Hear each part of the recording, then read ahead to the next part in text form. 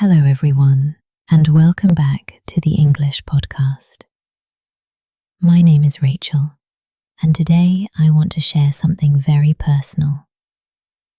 Something many people go through but don't talk about enough. A heartbroken experience. This is my own story. How my heart broke, how I felt, and how I slowly healed. While I talk, I will use natural English expressions, collocations, and phrasal verbs to help you learn real English. So, let's begin. Part 1.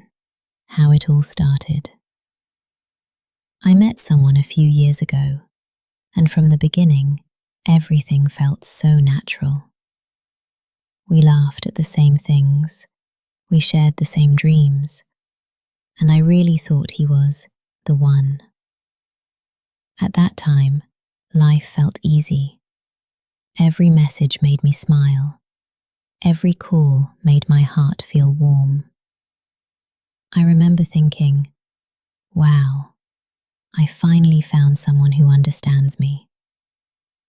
But sometimes, life surprises us in painful ways. One day, I noticed he became distant. He stopped calling as much. He didn't make plans like he used to. And I kept asking myself, did I do something wrong? That's the first sign of heartbreak.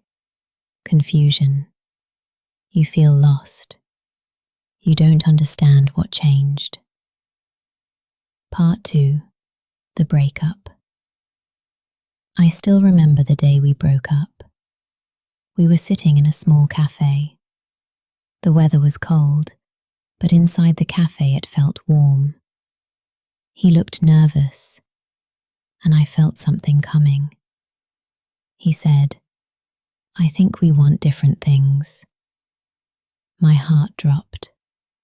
I felt shocked, hurt, and frozen at the same time. He talked. But honestly, I couldn't hear anything. My mind was full of noise. I felt like something inside me shattered. When he left the cafe, it felt like a part of me left too. That night, I cried for hours. I couldn't sleep. I couldn't think clearly. This is what heartbreak does to you. It changes your world in one moment. Part 3. The first weeks after the breakup. The first weeks were the hardest. I woke up every day with a heavy heart. I kept thinking back to our good memories and asking myself, why did this happen? Was I not enough? Could I have saved the relationship? These questions made me feel worse. But that's normal. We all do it. During this time, I couldn't move on.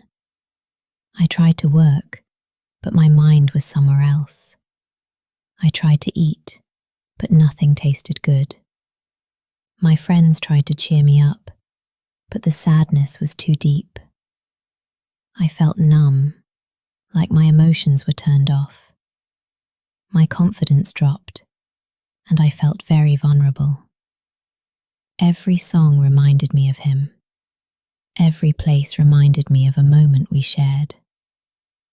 One day, I found myself staring at my phone, hoping he would text me, even though I knew he wouldn't. That's when I realized I was still holding on to something that was already gone. Part 4. The turning point.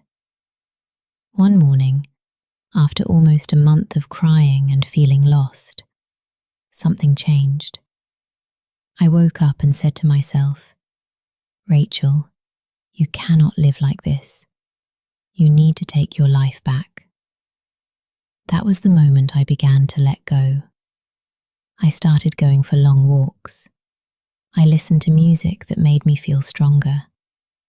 I wrote in a journal every day. I talked to my friends and finally opened up about how much it hurt. and for the first time, I felt a little lighter. Healing didn't happen in one day, but every small step helped. Slowly, I stopped checking my phone. I stopped visiting old places. I stopped imagining conversations that would never happen.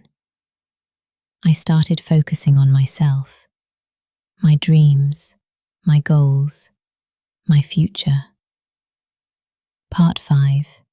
Healing the heart. Healing is not a straight line. Some days were good, and some days were terrible. But little by little, the pain started to fade. I began rebuilding my life. I started a new hobby. I reconnected with old friends. I traveled alone for the first time. I learned how to enjoy my own company. And most importantly, I learned that heartbreak doesn't mean failure. It means you loved deeply. It means you are human. There is a beautiful collocation in English: emotional recovery. That's exactly what was happening to me. Emotional recovery. I also learned this expression: time heals all wounds. And honestly, it's true. Slowly, the pain became softer. Eventually, I felt stronger, wiser, and free. One morning, months later, I woke up and realized I didn't think about him anymore. That's when I knew I was finally over him. Part 6. What I learned from the heartbreak. My heartbreak taught me many important lessons. You cannot force someone to stay. Losing someone doesn't mean you lose yourself. Pain can teach you who you really are. You deserve love that doesn't confuse you.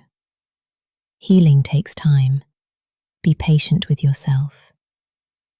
I became more confident, more independent, more in control of my emotions.